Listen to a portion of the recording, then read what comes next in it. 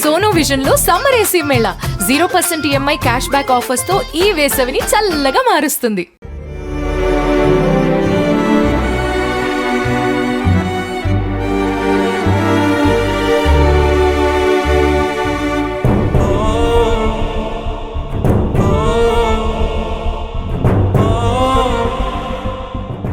ప్రస్తుతం మనమైతే విశాఖ జిల్లా అగనంపూడి కొండయ్యవలస విలేజ్లో ఉన్నాం. మీ అందరికీ తెలుసు, చాలా దురదృష్టకరమైన ఘటన. కాళ్ళ పారాని ఆరలేదు. పెళ్లి కొడుకు ఎంతో ఇష్టంగా తన మెడలో వేసిన పూలదండ కూడా ఇంకా నలగలేదు. కానీ అంతలోనే మృత్యువు కాటేసింది. విధి ఎంత కఠినమైనదంటే కాలం పెట్టే పరీక్షకు సమాధానం వెతుక్కోవడం కాదు కదా, గుండెలు పగిలిపోతాయి ఒక్కొక్కసారి. కనీసం గంటలు కూడా గడవలేదు. ఈరోజు ఇక్కడికి వచ్చాము నవవధువు రామేశ్వరి గురించి తెలుసుకుందామని. మీరందరూ కన్నీళ్లు పెట్టుకుంటున్నారు. అమ్మాయి ఒక దగ్గర ఎన్నో సంవత్సరాలుగా పనిచేస్తుంది మాతోనే. ఆ పెళ్లి కోసం ఎన్నో కలలు కన్నది. ఎంత సంతోషంగా గడిపిందో. పెళ్లి కుదిరింది అన్న తర్వాత నుంచి కూడా చాలా సంతోషం తనలో కనిపించింది. చాలా ఆనందంగా ఉంది. నిన్న మేమందరం కూడా ఇక్కడి నుంచి ఒక బస్ వేస్తే కళ్యాణ మండపం దగ్గరికి వెళ్ళాము. ఇంతలోనే ఒక రోజు కూడా 24 గంటలు కూడా గడవకముందే ఇంత విషాదకరమైన ఘటన. ఈ వార్త అసలు వినకుండా ఉంటే బాగుంటుందేమో అని అనిపిస్తోంది. మా అందరి గుండెలు పగిలిపోయాయి అంటున్నారు. అసలు ఏం జరిగిందో ఘటనకు సంబంధించి అడిగి తెలుసుకుందాం.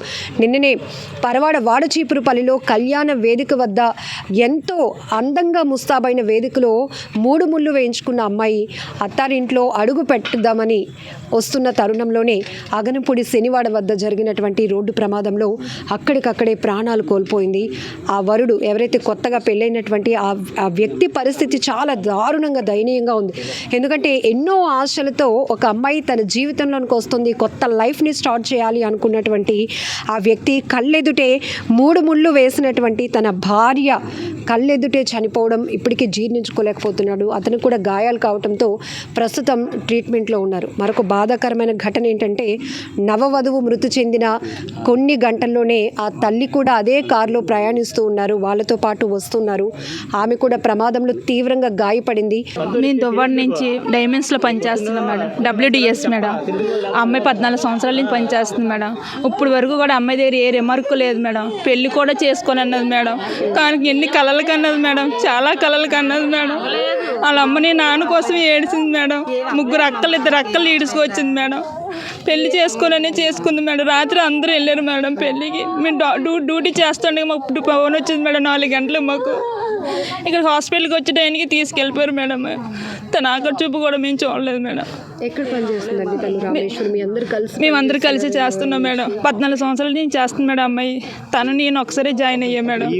VPZ డైమండ్స్లో చేస్తున్నాం మేడం, WDS మేడం.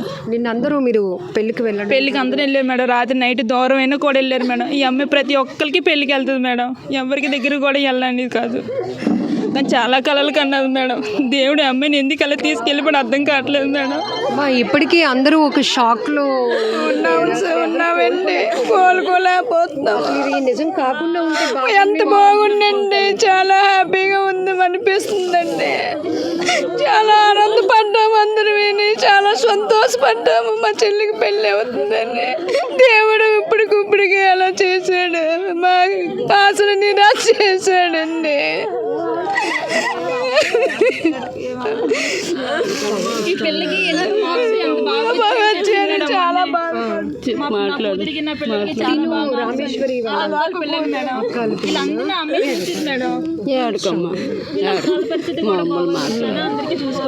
మీరేమవుతారండి? నేను అక్కనవుతాను. అందరూ ఈ టైంకి పెళ్లి హడావిడిలో అందరూ వెళ్ళామండి. అందరూ పెళ్లి హడావిడి అందరూ హడావిడిలో ఉన్నాం. చాలా సంతోషంగా ఉన్నామండి ఈ టైంలోనే. అసలు ఇలా అవుతుందని కూడా అనుకోలేదు. మార్నింగ్ కూడా వ్రతంకి నేనే రెడీ చేసి వచ్చాను. మేకప్ వేసారు పిల్లలు.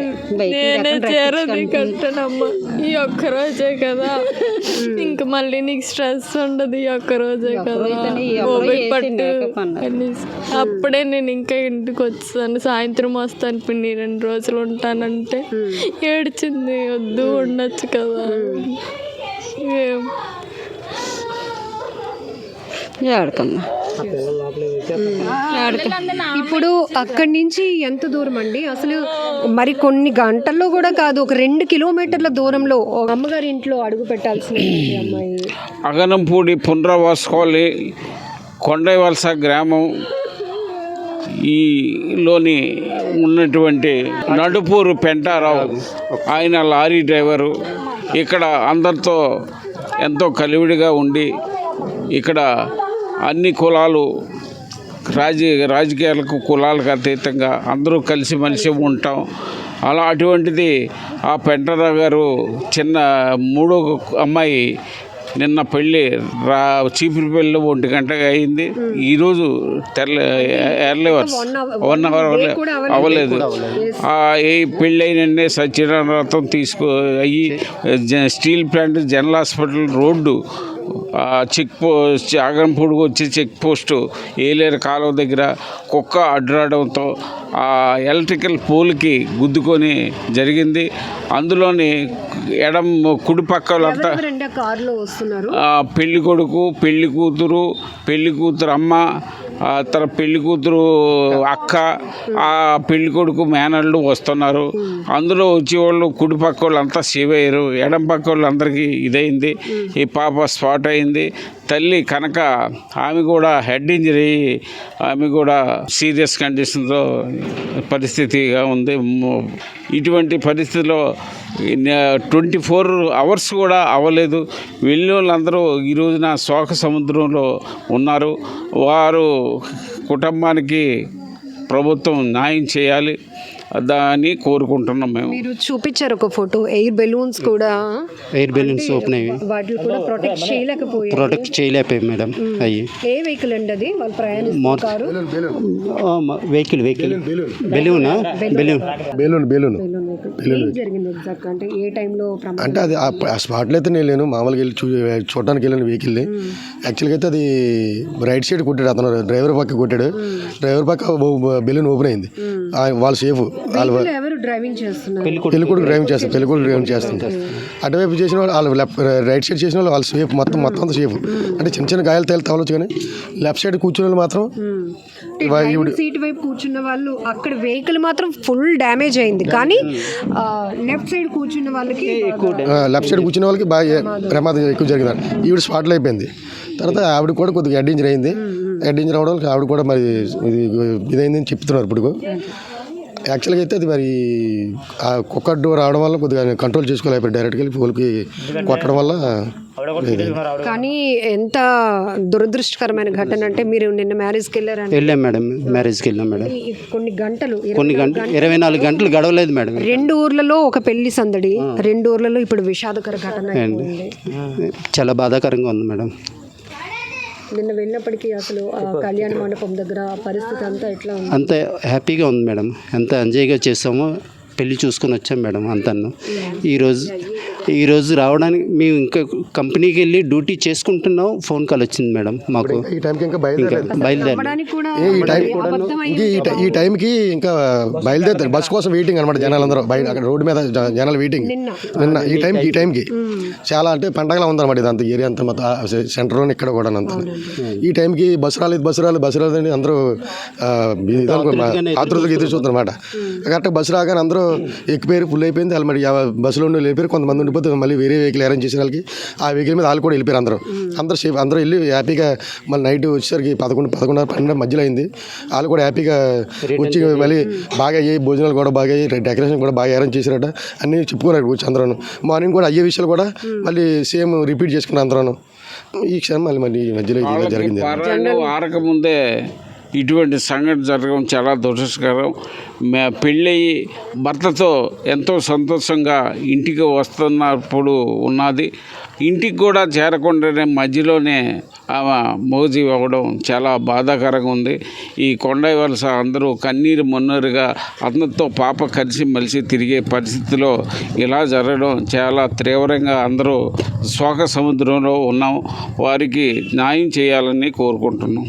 అంటే ఇందులో ఎవరో చెప్పినట్టు అంటే సీట్ బెల్ట్ పెట్టుకొని ఉండుంటే గనక కొంత గాయాల పరిస్థితి ఎక్కువగా లేకుండా కొంత బతికే అవకాశం పెట్టకుండా ఉంటే బెలూన్ ఓపెన్ కదా, సీట్ బెల్ట్ పెడితేనే కదా ఓపెన్ అవుద్ది, పెట్టకుండా అయితే ఓపెన్ అవ్వదు కదా. సీట్ బెల్ట్ పెట్టారు, పెడితేనే ఓపెన్ అయ్యి, రెండు ఓపెన్ అయ్యాయి, రెండు బెలూన్స్ ఓపెన్ అయ్యాయి. చూసామండి, ఓపెన్ అవ్వదు, ఈ 2 బెలూన్స్ ఓపెన్ అయ్యాయి అండి, ఈ 2 బెలూన్స్ ఓపెన్ అయ్యాయి. డ్రైవర్ పక్కన ఓపెన్ అయింది, అటువైపు రైట్ సైడ్ ఓపెన్ అయ్యింది, లెఫ్ట్ సైడ్ కూడా ఓపెన్ అయింది. అంటే నడి రోడ్డు పైన తన మెడలో ఉండాల్సిన పెళ్లి దండలు కనిపించాయి. ఇవన్నీ కూడా ఎంత భయంకరంగా, ఎంత అంటే గుండెలు పిండేస్తున్నాయంటే చాలా బాధగా ఉందండి. చూడలేదు ఇలాంటి సంఘటన ఇప్పుడు చూడలేదు మేడం, ఎప్పుడు మేము ఇలాంటి అంత దారుణంగా జరిగింది. మరి నేను టైంకి ఇంకా బస్సులో ఉన్నాను కన్నా ఈ వేళ ఏమొచ్చి అలా జరిగిపోయింది. సెల్ అవుద్దా పాప నాకు, పిన్ అవుద్దా అమ్మ. ఈ ప్రమాదం జరిగిన ఘటనకి ఇప్పుడు ఇక్కడ రేపు ఇంట్లో అడుగు పెట్టాల్సిన ఇంటికి ఎంత దూరం ఉంటుందండి? 1 కిలోమీటర్ మేడం, 1 కిలోమీటర్ అంతే, 1 కిలోమీటర్. 10 మినిట్స్లో వచ్చేస్తారు మేడం, 5 నిమిషాలు తారుమారు అయిపోయింది మేడం. అడ్డు ఇంకా 10 మినిట్స్లోనే ఇంటికి వచ్చేస్తారు. పెళ్లి కొడుకు ఏం చేస్తుంది? ఎన్టీపీసీలోనే కాంట్రాక్ట్ బేసిక్ మీద జాబ్ చేస్తున్నాడు, మెయింటెనెన్స్ డిపార్ట్మెంట్లో జాబ్ చేస్తున్నాడు మేడం, ఎన్టీపీసీలోనే. సో నిన్న ప్రయాణించిన వెహికల్ కూడా అయిందేనండి? అయింది కాదండి మేడం, వెహికల్ వేరే వాళ్ళది వెహికల్ అది, వేరే వాళ్ళది వెహికల్ అది.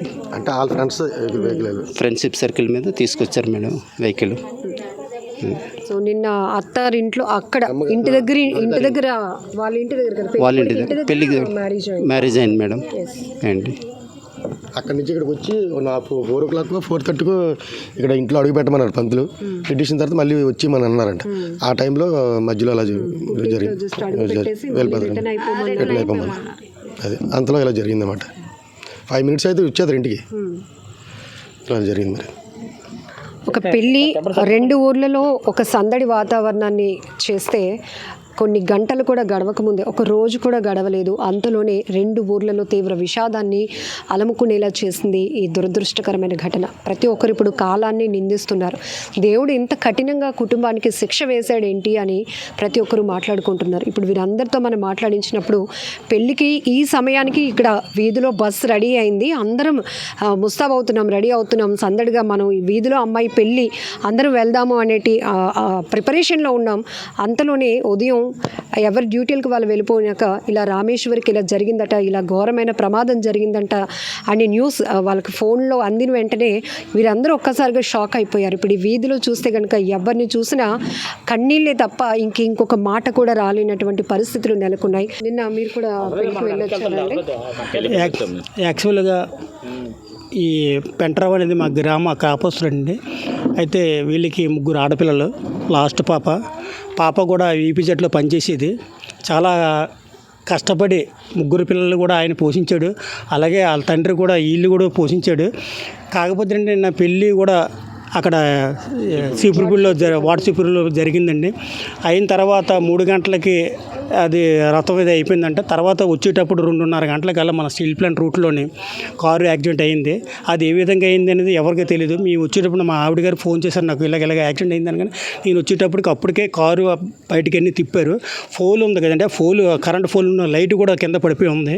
తర్వాత సిఐ గారు, ఎస్ఐ గారు అందరూ వచ్చారు. వచ్చిన తర్వాత పాప బాడీ మన గవర్నమెంట్ హాస్పిటల్ తీసుకొచ్చిన తర్వాత మళ్ళీ పాప బాడీని మళ్ళీ అక్కడ మన కేసీ పంపించాం. కాకపోతే ఏంటంటే 3 ఆడపిల్లలు, తర్వాత తండ్రి పరిస్థితి ఎలా ఉంటుందో అనేది ఎవరికి తెలియట్లేదు. ప్రభుత్వం కూడా దీనికి ఆదుకొని తగు న్యాయం చేయాలని కూర్చున్నానండి. సో ఇది ఎవరిని కదిలించినా ఆ కుటుంబానికి తీవ్ర అన్యాయం జరిగిపోయిందనే చెప్తున్నారు. ఎందుకంటే ఒక శుభకార్యానికి వెళ్ళిన వారందరూ కూడా ఇప్పుడు ఈ విషాదకర వార్తను మాత్రం జీర్ణించుకోలేకపోతున్నారు. ఆ కుటుంబానికి ఖచ్చితంగా ఆదుకోవాలి. ఆ అమ్మాయి ఎవరైతే చనిపోయినటువంటి నవవధువు రామేశ్వరి కూడా చాన్నాళ్ళు కుటుంబ పోషణ కోసం ఆ తల్లిదండ్రులకు ఒక సపోర్ట్గా నిలుస్తూ ఎన్నో ఏళ్ళుగా ఒక దగ్గర వర్క్ చేస్తున్నారు. అక్కడ కూడా చాలా కలివిడిగా ఉంటుంది అమ్మాయి. చాలా సంతోషపడింది పెళ్లి జరుగుతుంది అన్నందుకు. అంతలోని ఆనందాన్ని ఆవిరి చేసేసింది ఈ దురదృష్టకరమైన ఘటన అనే చెప్తున్నారు ప్రతి ఒక్కరు. ఏది ఏమైనప్పటికీ కూడా ఒక విధి రాసినటువంటి తలరాతననాలో ఇది ఒక పెద్ద శిక్ష వేసిందనో చెప్పాలి, కానీ ఆ కుటుంబం మాత్రం తీవ్ర నష్టపోయిందనే చెప్పాలి.